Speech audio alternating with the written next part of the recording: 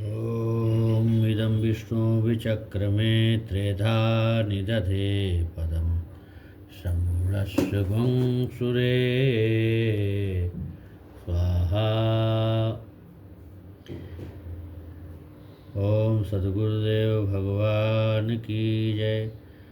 संसार के बारे में बताते हैं, संसार का स्वरूप कि संसरतीत संसार गच्छतीत जगत के अनुसार नित्य गतिशील का नाम ही संसार है। संसार माया से बना है। माया एक ईश्वरीय अनादि शक्ति है। वेद कहता है मायाम तु प्रकृतिम विद्यान माइनम तु महेश्वरम तस्यावयवभूतैस्तु व्याप्तं सर्वमिदं जगत्। श्वेताश्वर उपनिषद चौथे अध्याय का 10वां मंत्र है कि माया खिलवाड़ या कोई वाहन नहीं है, अपितु एक शक्ति है ईश्वर की। अजा में काम लोहित शुक्ल कृष्णाम बन्ही प्रजा सृज्यमानाम स्वरूपाः। इस वेद मंत्र के अनुसार लेकिन दैवी हो शाम गुणमयी मम माया दुरत्य गीता सोदासी रघुवीर की समझे मिथ्या सोप रामायण। इनके अनुसार माया ईश्वरीय शक्ति है, इसी से संसार बना। मन एवं संसार पदार्थ सजातीय होने के कारण एक दूसरे के सहयोगी। ईश्वर दिव्य है। मन का आकर्षण स्वभावतः ईश्वर की ओर नहीं होता। संसार दो प्रकार का है, एक वासनात्मक संसार, दूसरा स्थूल संसार। वासनात्मक संसार उसे कहते जो प्रत्येक जीव के अंतःकरण में अनादिकालीन संस्कारों के द्वारा स्थूल संसार के पदार्थों की वासना के रूप में रहता है। स्थूल संसार उसे कहते हैं जो उस वासनात्मक जगत का विषय स्वरूप है। इन दोनों में सूक्ष्म है वासनात्मक जगत बलवान है, क्योंकि यदि स्थूल संसार के पदार्थ नहीं भी होते तो भी यह वासना वाला जगत चिंतन द्वारा अपना कार्य करता। मान लीजिए उदाहरण के लिए कि एक पति परायण स्त्री का पति विदेश में है, फिर भी वह दिन रात उसके वियोग की ज्वाला में जलती रहती। किंतु यदि स्थूल जगत भी होता तब तो सूक्ष्म वासनात्मक जगत और भी बलवान हो जाता। ऐसा भी होता कि स्थूल पदार्थ का साक्षात्कार होते ही सूक्ष्म संसार वासना रूप में स्वयं प्रकट हो जाता। इसका प्रमुख विज्ञान यह है कि अंतरंग वासना नित्य अंतःकरण में रहती है। कभी कभी तो वासना बिना स्थूल पदार्थ के बलवान होकर अशांत कर देती, और कभी कभी अंतरंग वासना का भान न होते हुए भी स्थूल पदार्थ के दर्शनादि वासना प्रकट हो जाती है। फिर भी यह तो अनुभव सिद्ध बात है कि जो अंतरंग वासना बाह्य स्थूल पदार्थ के अभाव में भी बलवान होकर दुखी किया करती है। किंतु यदि अंतरंग वासना किसी प्रकार की समाप्त कर दी जाए तो वह बाह्य स्थूल पदार्थ किंचित भी अशांत नहीं कर सकते। अशांति पदार्थों से तभी तक होती है जब तक उन पदार्थों की वासना अंतःकरण में विद्यमान रहती है। अतः प्रमुख स्थान वासना को ही दिया है। यदि वासना का अत्यंता भाव हो जाए तो वाह जगत के पदार्थ होते हुए भी न होने के बराबर समझें। तो इस प्रकार से इतना अवश्य है कि यदि बुद्धि में निश्चय हो जाए कि बाह्य जगत के पदार्थों से अपना परमानंद प्राप्ति का प्रयोजन हल न होगा तो अंतरंग वासना स्वयं समाप्त हो जाती है। अतः सर्वप्रथम बुद्धि के द्वारा यह विचार एवं निश्चय करना है कि संसार में कुत्रापि आनंद नहीं है। सर्वप्रथम ये विचार कीजिए कि संसार के किसी भी पदार्थ में आनंद नहीं। आप कहेंगे कि हम लोगों को जब धन, पुत्र, स्त्री, पति आदि इनमें जो आनंद मिलता है तब हमारी बुद्धि कैसे मान ली कि संसार में आनंद नहीं। किंतु यदि गंभीरता पूर्वक विचार करने पर बुद्धि अपना निश्चय बदल देगी तो बताइए कि यह कौन सी वस्तु है जिसमें आनंद है। यदि किसी एक वस्तु में आनंद होता तो एक तो वह आनंद सबको मिलता, दूसरे उस आनंद का वियोग न होता, अर्थात उस पर दुख का अधिकार न हो पाता। किंतु ये दोनों ही बातें किसी पदार्थ से सिद्ध नहीं होती। जैसे मदिरा को ही ले लीजिए, मदिरा के नाम से घोर पियक्कड़ शराबी को आनंद मिलता है, अब पुनः पीने से मिलता है, किंतु उसी मदिरा से एक धर्मात्मा व्यक्ति को महान अशांति होती है। यदि खाने के साथ शराबी के आगे शराब रख दी जाए तो वह बहुत खुश होगा, जबकि कोई धर्मात्मा व्यक्ति के पास रख देंगे तो बहुत दुखी होगा। तो शराब में शराबी के अनुभव में आने वाला सुख है या धर्मात्मा व्यक्ति के अनुभव में आने वाला वो दुख है। यदि आप कहें कि कोई धर्मात्मा ने शराब को पिया और यह देखकर ही अशांत हो रहे हैं, यदि पीते तो उन्हें शराबी की भांति आनंद मिलता, तो यह कहना भ्रांतिजनक है। इस प्रकार से आनंद संसार में है नहीं अगर वास्तव में देखा जाए। यह एक नियम समझ लेना चाहिए कि जब किसी वस्तु में सुख नहीं है तो किसी वस्तु से दुख भी नहीं मिल सकता। दुख मिलना केवल सुख मिलने पर निर्भर है।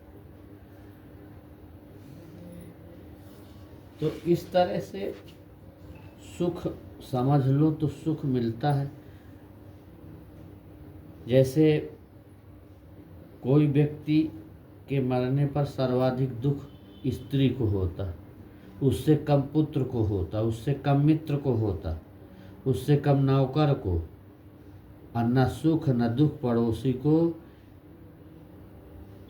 एवं सुख कर्जदार पड़ोसी को मिला। इसका भावार्थ यह है कि जिस व्यक्ति को जिस वस्तु के मिलने से जितना आनंद मिलता है उस व्यक्ति को उस वस्तु से वियोग में उतना ही दुख मिलता है। इस प्रकार से सब काल्पनिक मान्यता का परिणाम होता है। दूसरी बात यह भी है कि जिस वस्तु से जिसे जो सुख मिलता है वह तो प्रतिक्षण घटता हुआ होता है। जैसे एक माँ अपने खोए हुए पुत्र के लिए 2 दिन से रो रही है, उसकी अभिलाषा है कि एक बार पुत्र मिल जाता तो उसकी दौड़ कर उसको चिपटा कर और उसको भेंट कर प्यार कर लेती। मान लीजिए मिल गया, अब उसने दौड़कर बेटा बेटा कहकर बेटे को चिपकाया, बड़ा आनंद मिला। दूसरी बार चिपकाया, आनंद कम मिला। तीसरी बार और कम, 10वीं बार ना आनंद न दुख। अब 11वीं बार माँ यह कहने लगी बेटा जाओ खेलाओ, मगर बेटा अब भी गोद में चिपका रहना चाहे तो माँ को दुख भी होने लगता। वह झल्लाकर बोलती क्या तुम एक अनोखे बेटे हो क्या कि तुम्हें छाती से चिपकाए रखो, जाओ खेलो कूदो बाहर काम करो। वहाँ उसको अब सुख कम होने लगा। तो प्यास लगने पर प्रिय लगता है, पानी जैसे। अब प्यास समाप्त होते ही पानी कम अच्छा लगने लगता है, अप्रिय लगता है। काम युक्त पुरुष को स्त्री अच्छी लगती, अब काम रहित होने पर वह स्त्री भार सी लगती। यह सबका स्वयं का अनुभूत विषय है। यह भ्रांति समझ में आ जानी चाहिए कि संसार की किसी वस्तु में सुख नहीं है।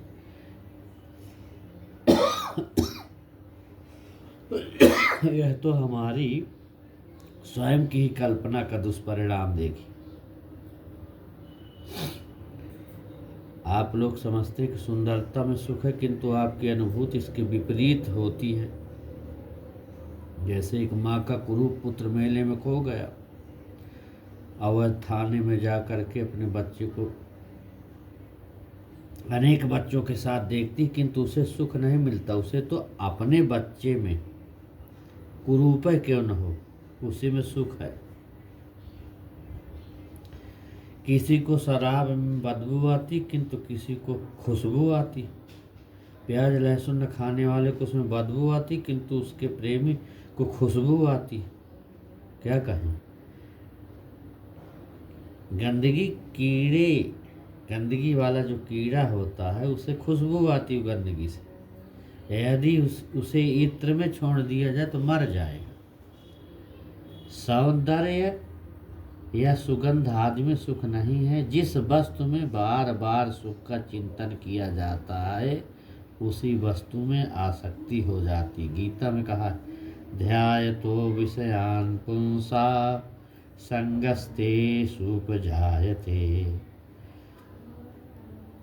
उस वस्तु से सुख मिलने लगता है जिसका बार बार ध्यान करोगे।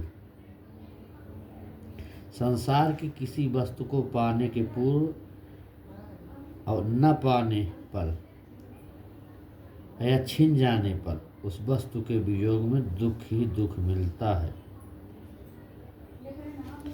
हजारों उसके किसी वस्तु की प्राप्ति के पूर्व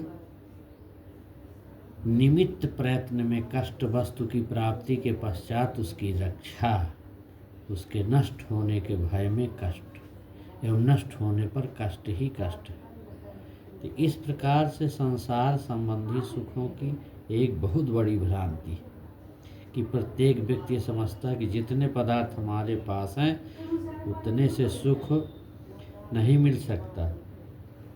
तो जैसे कोई लखपति है तो फिर सोचता है मैं करोड़पति हो जाऊं तो बस ठीक हो जाएगा। लेकिन यहीं भर नहीं रुकेगा, भ्रम मात्र है। कल्पना कीजिए, ये काल्पनिक बात है। जितना आप सुख पाएंगे उसके आगे आगे उसका सुख बढ़ता जाएगा। क्यों? गीता में है कि यदि हम आपको सुखों की मात्रा का एक स्पष्ट बताएं शास्त्रों में तो सुनिए आप, वेद में क्या लिखा है। सैषानंदस्य सीमा सा भवती। अर्थात यदि कोई व्यक्ति संपूर्ण पृथ्वी का एकमात्र शासक हो एवं युवा हो, स्वस्थ हो, बुद्धिमान हो, प्रजानुगत हो, सर्व सांसारिक सुख संपन्न हो तो यह मानव लोक का सबसे बड़ा सुख है। किंतु वेद कहता एते शतं मानुषा आनंदः। अर्थात ऊपर सैकड़ों राजाओं का सुख एक मानव गंधर्व के सुख के बराबर होता। फिर वेद कहता ते एषतं मनुष्य गंधर्वाणाम आनंदः स एको देव गंधर्वाणाम आनंदः। उपर्युक्त जैसे बताए सैकड़ों मानव गंधर्व का सुख मिलकर एक देव गंधर्व के सुख के बराबर होता। फिर वेद कहता एते शतं देव गंधर्वाणाम आनंदः स एकः पितॄणां चिरलोक लोका नामानंदः। कहते कि उपर्युक्त जैसे भी बताए सैकड़ों देव गंधर्वों का सुख मिलकर एक पितृलोक के सुख के बराबर होता है। फिर वेद कहता है कि स एक अजान जानाम देव नामानंदः। जैसे सैकड़ों पितृलोकों का सुख मिलकर एक आजानज देव के सुख के बराबर होता। फिर वेद कहता स एक कर्म देवानाम आनंदः। अजानज देवों का सुख मिलकर एक कर्म देव के सुख के बराबर होता। फिर पुनः वेद कहता एते शतं कर्म देवानाम देवमानंदः स एको देवमानंदा ये शतं देवानामानंदा स एक इंद्रियस्यानंदः। कहते कि सैकड़ों कर्म देवों के आनंद मिलकर एक देव के आनंद के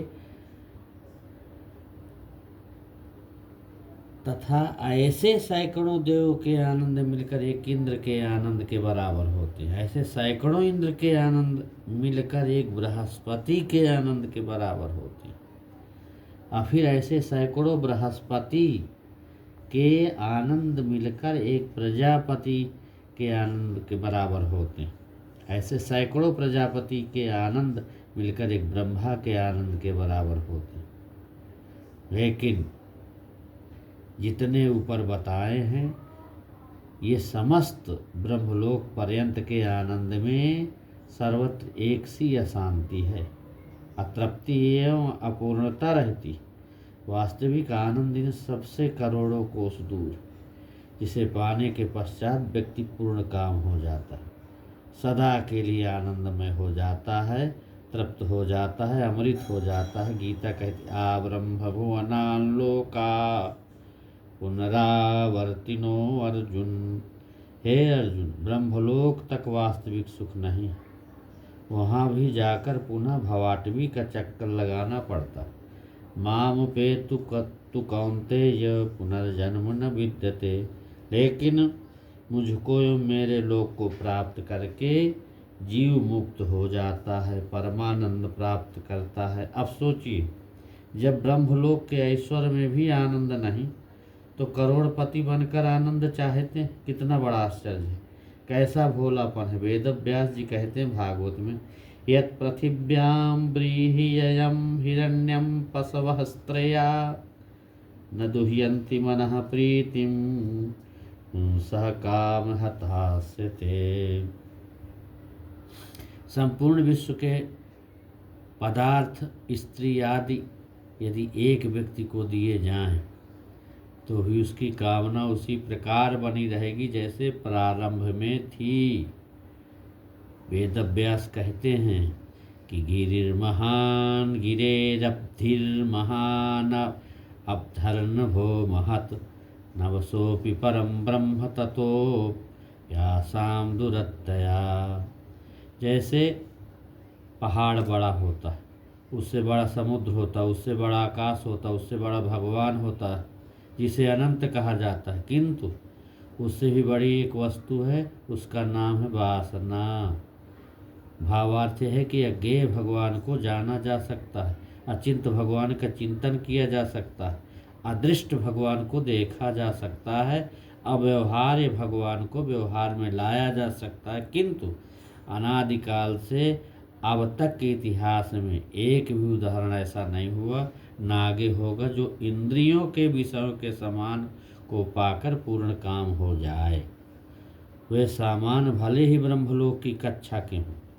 आप लोग सुनते होंगे शास्त्रों में लिखा है कि कहीं स्वर्ग है, वहाँ बड़ा सुख है। कुछ लोग तदर्थ प्रयत्न करते हैं, किंतु वेद कहता अविद्यायां बहुधा वर्तमाना वयं कृतार्था इत्यभिमन्यन्ति बाला यत्कर्मिणो न प्रवधे दयन्ति रागात तेना तुरा क्षीण लोकास्य अवनते। मुंडक उपनिषद में घोर मूर्ख लोग स्वर्ग लोक के प्रयत्न करते हैं।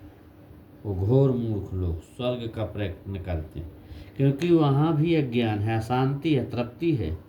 वे स्वर्गादि लोक शोक से परिपूर्ण है, सीमित है। कुछ दिन के पश्चात स्वर्गलोक से नीचे गिरा दिया जाएगा और मानवदेह भी छीन सकती है। उसका परिणाम स्वरूप कुकर, सूकर, कीट, पतंग ये सब योनियों में भोगना पड़ेगा। ये सारी चीज़ें जो है शास्त्रों में बताया गया है। अब यहाँ से थोड़ा थोड़ा बताने के लिए मैं अभी प्रयास कर रहा हूँ और इसी क्रम से हम बताते रहेंगे, जगाते रहेंगे, स्वयं अभ्यास करते रहेंगे, कराते रहेंगे। यहाँ परमात्मा, माया, जीव, संसार ये बहुत ही गूढ़ है। इसको समझने के लिए बहुत सूक्ष्म बुद्धि होना चाहिए। बुद्धि से बड़ा विवेक। धीरे धीरे इन चीज़ों को सत्संग के द्वारा, प्रमाणित व्यक्तियों के द्वारा सुन सुन करके उस विवेक को जागृत जब तक न होगा तब तक ये बात समझ में नहीं आएगी। क्योंकि जीव का संसार में उलझा रहता है, और संसार में जब उलझा रहता है तो परमार्थ को समझ पाता नहीं, क्योंकि संसार में इतनी उलझने उसके सामने कि उसकी सूक्ष्मता हो ही नहीं पाती परमात्मा के प्रति। तो इसको सूक्ष्म करना पड़ेगा। संसार में जितना प्रयोजन है उतना ही अपने को लगाना, तब इधर परमात्मा की तरफ थोड़ा बहुत बात समझ में आएगी। यदि हमारे समक्ष पूर्ण रूप से संसार ही संसार होगा तो फिर परमार्थ में आपका प्रवेश नहीं होगा। हनुमान चालीसा में केवल आप स्थित रहेंगे तो फिर आगे आप नहीं बढ़ सकते। आगे तो बहुत रास्ता है, ये तो प्रवेशिका है, अभी आपकी शुरुआत है। इसलिए आगे धीरे धीरे बढ़ने का प्रयास करें।